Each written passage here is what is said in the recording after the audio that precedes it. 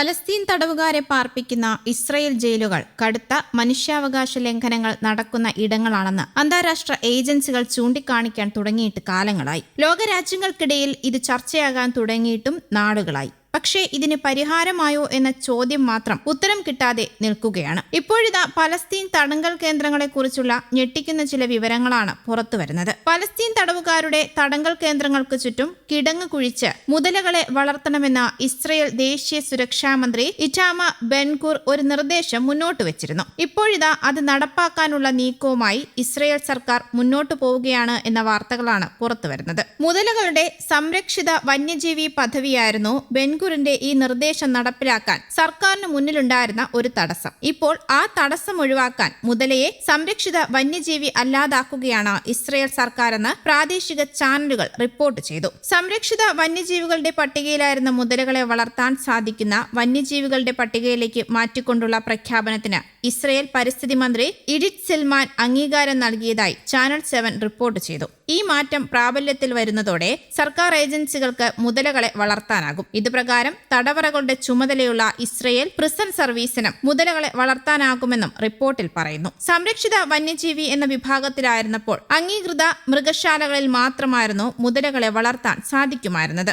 Ben-Gvir പറഞ്ഞതുപോലെ തടങ്കൽ കേന്ദ്രങ്ങൾക്ക് ചുറ്റും മുതലകളെ വളർത്തുന്നതിന്റെ സാധ്യത പ്രിസൺ സർവീസ് പരിശോധിച്ചു വരികയാണെന്നും ചാനൽ 7 റിപ്പോർട്ട് ചെയ്തു. ആദ്യഘട്ടത്തിൽ തെക്കൻ ഇസ്രയേലിലെ കെറ്റ്സിയോട്ട് ജയിലിന് ചുറ്റുമായിരിക്കും മുതലകളെ വിന്യസിക്കുകയെന്നാണ് റിപ്പോർട്ടുകൾ. ഹമാസ് പോരാളികൾ ഉൾപ്പെടെയുള്ള നിരവധി തടവുകാരെ പാർപ്പിച്ചിരിക്കുന്ന ഇസ്രയേലിലെ പ്രധാന ജയിലുകളിൽ ഒന്നാണിത്. മുതല ജയിൽ എന്ന പേരിലായിരുന്നു ബെൻഗുർ നിർദ്ദേശിച്ച തടങ്കൽ കേന്ദ്രങ്ങളെ ഇസ്രയേൽ മാധ്യമങ്ങൾ വിശേഷിപ്പിച്ചിരുന്നത്. ഈ നിർദ്ദേശത്തിനെതിരെ Israel nature and parks authority തടസ്സവാദങ്ങൾ മുന്നോട്ട് വെച്ചിരുന്നു. ഇതിനെ തുടർന്നാണ് മുതലകളുടെ വന്യജീവി പദവിയിൽ മാറ്റം വരുത്തിയിരിക്കുന്നതെന്ന് ഇസ്രയേലിന്റെ ചാനലുകൾ റിപ്പോർട്ട് ചെയ്തു. പരിസ്ഥിതി മന്ത്രാലയത്തിന്റെ നിയമോപദേശകരുടെ നിർദ്ദേശത്തിന് വിരുദ്ധമായാണ് ഇപ്പോൾ മുതലകളുടെ വന്യജീവി പദവിയിൽ മാറ്റം വരുത്തുന്നതെന്ന് ഇസ്രയേൽ ചാനലായ വൈനെറ്റും റിപ്പോർട്ട് ചെയ്തു. ഈ നീക്കത്തിനെതിരെ പരിസ്ഥിതി സംഘടനകൾ വിമർശനം ഉന്നയിച്ചതായും റിപ്പോർട്ടിൽ ചൂണ്ടിക്കാട്ടുന്നുണ്ട്. വിദ്യാഭ്യാസത്തിനും ഗവേഷണത്തിനും മാത്രമേ മുതലകളെ വളർത്താൻ പറ്റൂ എന്നായിരുന്നു നേച്ചർ ആൻഡ് പാർക്സ് അതോറിറ്റി ഉദ്യോഗസ്ഥർ നേരത്തെ പറഞ്ഞിരുന്നത്. പ്രകൃതി സംരക്ഷണ മന്ത്രാലയം നിയമോപദേശകനായ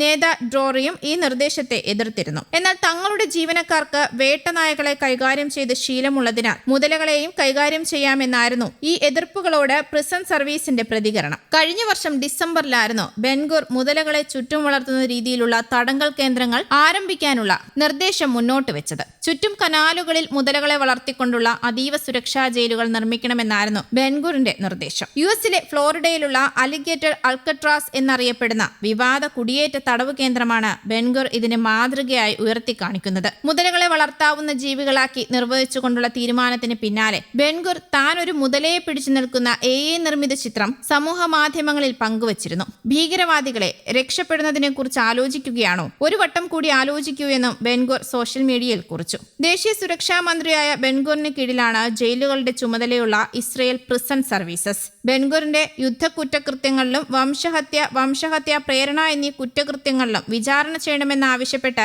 US ജസ്റ്റിസ് ഡിപ്പാർട്ട്മെന്റിന് ഹിന്ദ് റജബ് ഫൗണ്ടേഷൻ കഴിഞ്ഞ മാസം തന്നെ പരാതി നൽകിയിരുന്നു. ജൂലൈ 7-8 തീയതികളിലായി ബെൻഗുർ ന്യൂയോർക്ക് സന്ദർശിക്കാനിരിക്കെയായിരുന്നു HRFന്റെ പരാതി വന്നത്. ഇസ്രയേൽ പ്രിസൺ സർവീസ് തടവിലിട്ടിരിക്കുന്ന പലസ്തീൻകാരുടെ അവസ്ഥ കൂടുതൽ മോശമാക്കാൻ ലക്ഷ്യമിട്ടുള്ള നയങ്ങളാണ് ബെൻഗുർ അധികാരമേറ്റ കാലം മുതൽ IPS നടപ്പാക്കുന്നതെന്ന് HRFന്റെ പരാതിയിൽ ചൂണ്ടിക്കാട്ടിയിരുന്നു. എന്തായാലും പുതിയ വാർത്തകൾ പല ആശങ്കകളുടെയും ആക്കം കൂട്ടുകയാണ്.